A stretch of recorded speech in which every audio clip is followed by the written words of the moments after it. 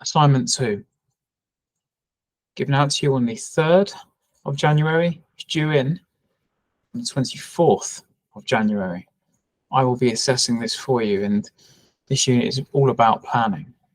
There are 4 parts of assessment criteria you're going to be working on with me in class and outside of class, of course, as well, over the coming few weeks. Task 1 is going to be asking you to research and produce a written report. But in a post-AI world, it's crucial, of course, to relate it to the personal, the specific. So you're going to be analysing the role of initial and diagnostic assessments. What are they? How are they useful? When do you use them? Why do you use them? In agreeing learning goals with your students. Give examples of how you capture data from initial and diagnostic methods at beginning of the year, start of the unit, start of a module. How do you record these goals with your learners that are decided on either by yourself or in collaboration with your learners or your team? And provide evidence as well of target setting for 3 of your students, explaining why they have had those targets set as a consequence of the initial or diagnostic assessments. Task 1 is a written piece, very specific and precise about your learners and a module, a unit, a year, a course that they are currently studying on. This report, of course, can be produced in any appropriate professional written format with citations and references, Harvard references, to back up your text. Screenshots, annotations, very welcome. Task 2.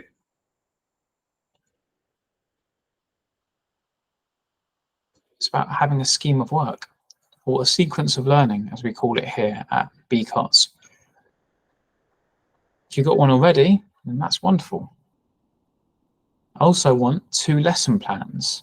So I'll be providing you with a template for a lesson plan for you to show more precise, specific detail in a more traditional lesson plan format. So, scheme of work, a minimum of 10 lessons, I think, is acceptable. Sequential, concurrent lessons.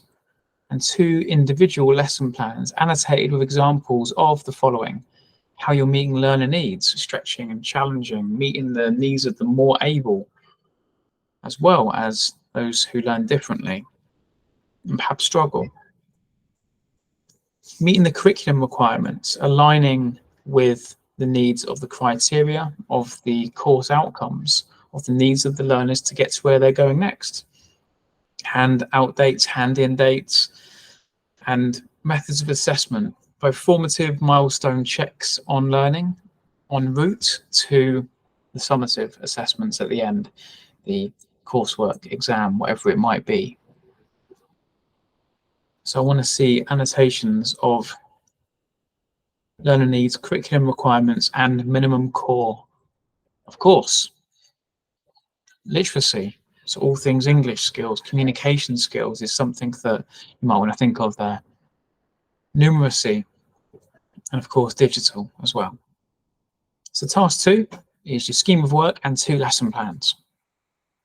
Task 3 is either going to be an audio recording using your phone or other technologies if you feel like giving it a go, using a professional microphone, for example, or a screencast, much like I'm doing right now for you, screen recording. So a screencast or a podcast about learner needs. I want you to reflect here on how you have met the needs of learners in relation to the points above. Stretch and challenge, meeting their specific learner needs, criteria, minimum core, these points here. And of course, refer to your planning documents to help you explain. reference them, refer to them and point me to them, quote from them. Identify how we at BCOTS, and external if you are external, gather learner feedback to help with inclusive practice. Do you do this?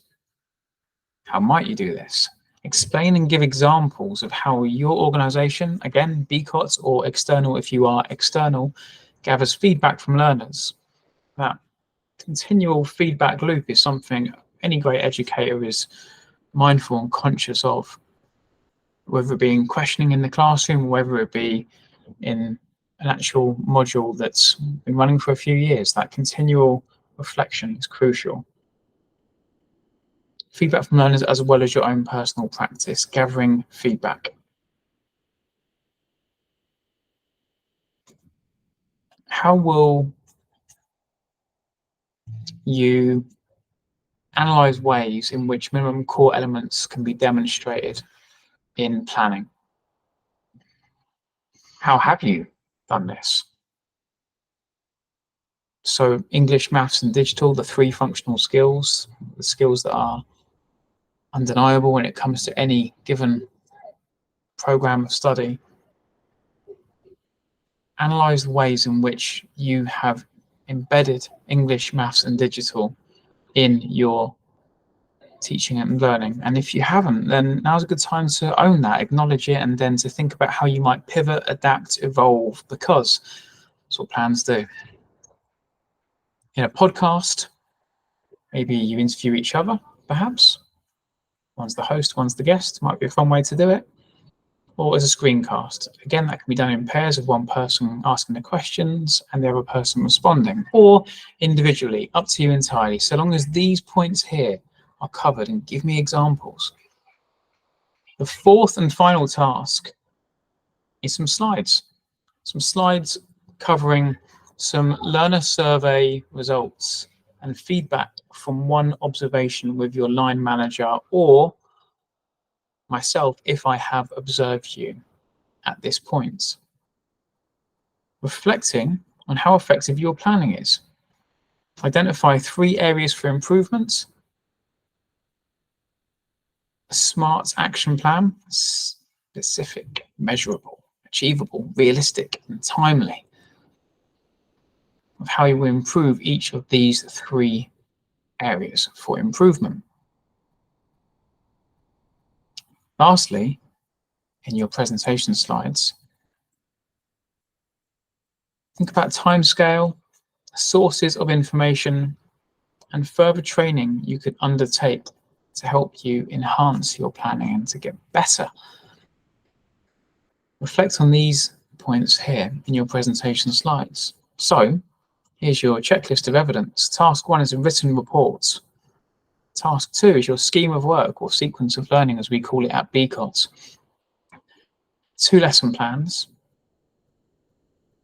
And no, I've broken these up now. That's it.